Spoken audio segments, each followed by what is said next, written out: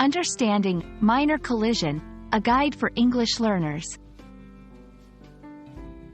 Hello everyone. In today's video, we're going to explore the meaning of the phrases minor collision.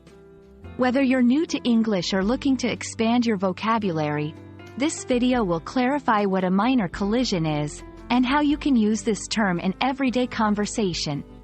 So, let's dive in.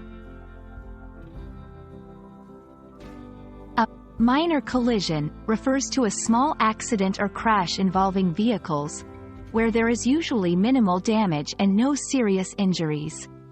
Think of it as a slight bump or a small scrape rather than a major crash. It's important in English to differentiate between a minor and a major collision, as the severity impacts how the situation is handled both legally and personally. To better understand, let's look at some examples. Imagine two cars lightly bumping into each other in a parking lot, resulting in a small dent. Or picture a bicycle slightly scraping the side of a parked car. These scenarios are typical examples of minor collisions. They are inconvenient but not usually dangerous. Let's put our phrase into action.